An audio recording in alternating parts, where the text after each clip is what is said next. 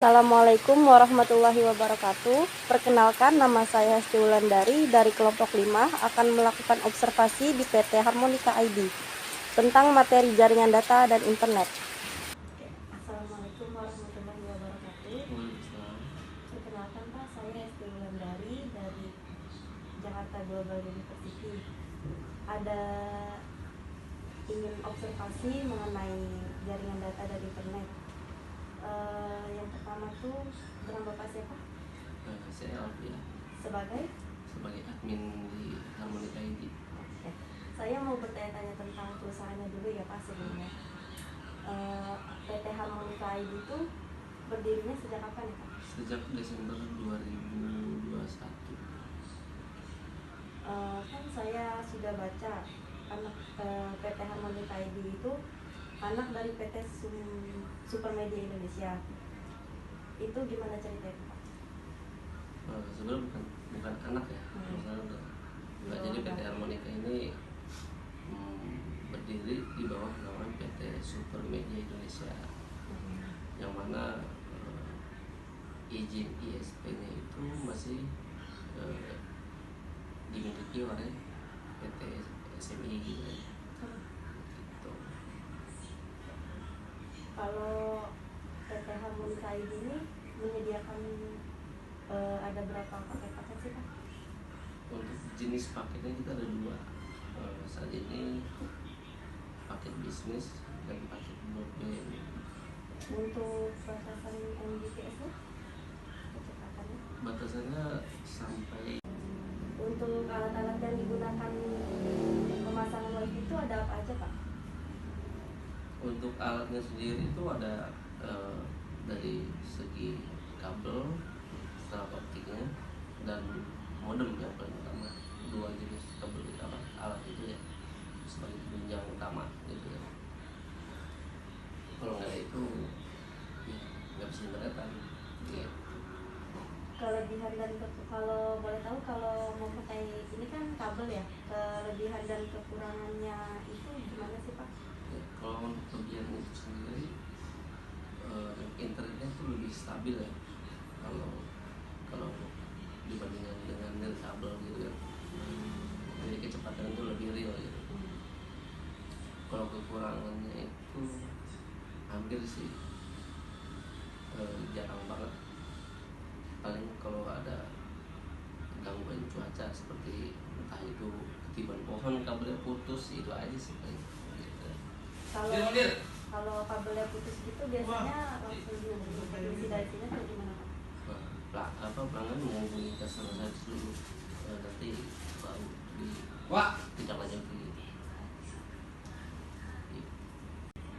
Oke baik Pak, terima kasih ya Pak atas waktu untuk wawancaranya. Berikut ini adalah alat-alat yang digunakan untuk pemasangan fiber optik. Yang pertama tentu saja ada kabel fiber optik. Fiber optik adalah saluran transmisi atau sejenis kabel yang terbuat dari kaca atau plastik yang sangat halus dan lebih kecil dari sehelai rambut dan dapat digunakan untuk mentransmisikan sinyal cahaya dari satu tempat ke tempat lain. Yang kedua ada patch cord. Patch cord atau biasa disebut kabel optik adalah kabel UTP jenis stranded atau serabut yang berfungsi untuk menghubungkan perangkat pasif ke aktif. Selain itu, patch cord memiliki panjang tertentu yang sudah terpasang konektor di ujungnya. Yang ketiga ada optical power meter atau biasa kita sebut dengan OPM. Merupakan alat yang digunakan untuk mengukur besar daya optik dari cahaya yang ditransmisikan. Berikutnya ada selongsong bakar atau protection sleeve 6 cm. Selongsong pelapis kabel ini digunakan pada sambungan kabel titik solder untuk melindungi ujung kabel, perlindungan dan insulasi modul elektronik, perlindungan karat logam, anti korosi, dan lain-lain. Dan protection sleeve 6 cm untuk fiber optik adalah selongsongan pelindung untuk melindungi dua serat optik yang tersambung sehingga memberikan kekuatan dan mencegahnya tertekuk. Selanjutnya ada fiber optic stripper. Stripper atau miller merupakan peralatan yang berfungsi untuk mengupas kulit dari fiber optik supaya hanya tersisa core dari kabel fiber optik yang akan disambung. Selanjutnya ada cable stripper cutter, berfungsi mengupas kulit atau jaket pelindung dari drop core fiber optik agar tersisa core atau inti dari kabel fiber optik. Lalu ada fiber cleaver. Cleaver fiber optik adalah alat pemotong yang membuat potongan permukaan ujung fiber optik. Aplikasi untuk cleaver fiber optik termasuk jaringan dan telekomunikasi. Mereka sering digunakan dengan kabel fiber optik, konektor fiber optik, dan penyambung fiber optik. Selanjutnya ada optical fiber fusion splicer. Merupakan perangkat dalam sistem komunikasi yang digunakan untuk menyambungkan ujung fiber optik. Keberadaan alat ini sangat penting untuk membuat infrastruktur kabel optik menjadi optimal. Lalu ada Visual Fault Locator Fiber Optic 10 MW, berfungsi sebagai penyinaran untuk mengetahui adanya jalur kabel fiber optik yang tertekuk, patah, ataupun putus, digunakan untuk FTTH atau FTTX. Lalu ada Generative Net Link HTB 3100 Optical Media Converter, merupakan alat yang memiliki fungsi untuk mengkonversi dari LAN ke fiber optik dan dapat disalurkan ke LAN lagi dengan jarak maksimum 25 km. Lalu ada adapter SCUPC fiber optik, berfungsi sebagai penyambung antara satu konektor atau kabel fiber optik dengan konektor atau kabel fiber optik lainnya. Selanjutnya, alat-alat yang digunakan untuk instalasi jaringan nirkabel. Yang pertama ada kabel UTP atau Unshielded Twisted Pair.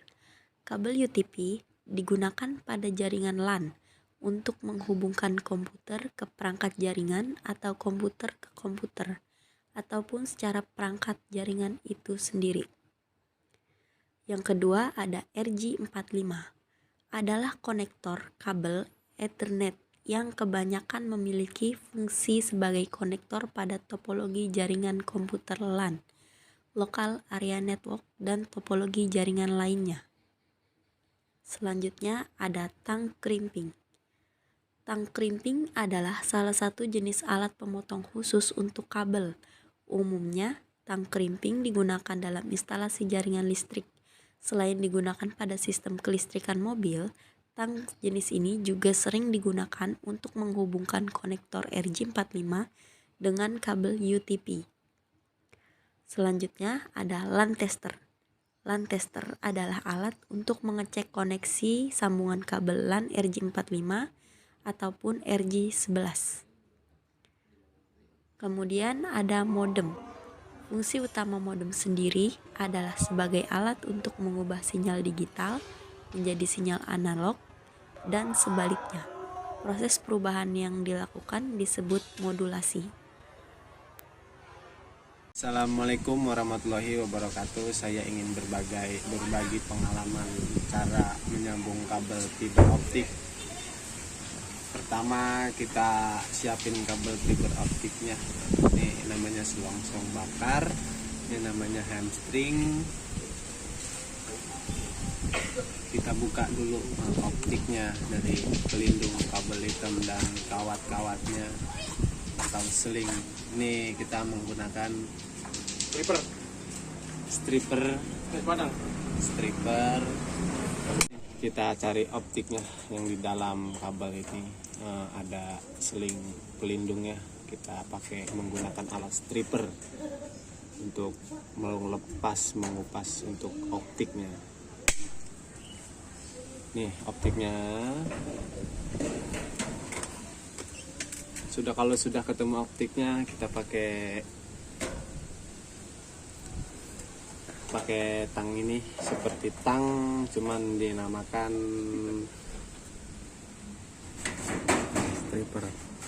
stripper lagi untuk nyerut dari pelindung yang biru ini agar bisa nyambung. Kita kita serut.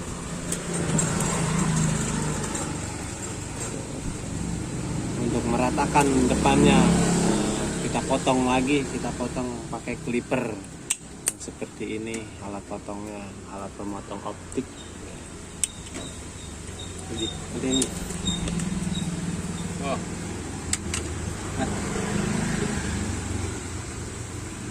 Nih kita potong optiknya, kita ratakan.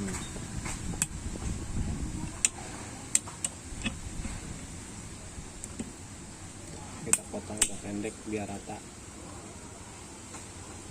Setelah itu kita masukkan ke mesin sambung, yaitu splicer agar kita sambungi kabel dari kabel optik ke peskor agar nyambung pakai mesin.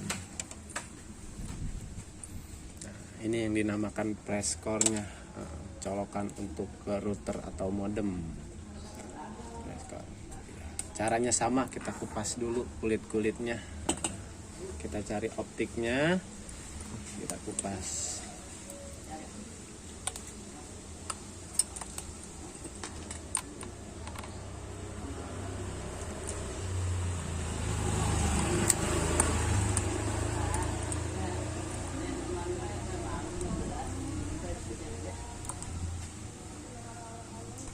Tuh, sudah ketemu optiknya di peskornya ini. Caranya sama saja, kita kerap dulu agar bisa dipotong seperti itu. Setelah itu kita potong lagi agar rata biar bisa nyambung dengan kabel fiber optik yang hitam tadi ke preskor ini.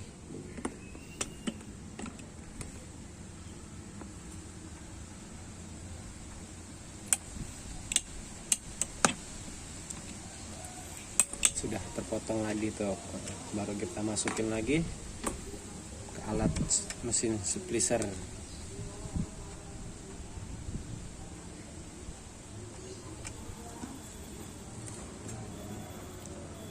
Belum nyambung, sekarang kita tutup dulu ya, tutup, kita sambungin, kita pencet set agar dia menyambung. Sudah tersambung.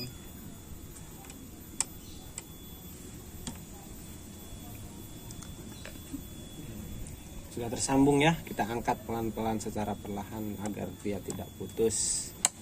Setelah itu kita masukin yang tadi tuh, pengaman sambungan tuh yang dinamakan SOC atau hamstring nih, yang seperti sedotan gitu.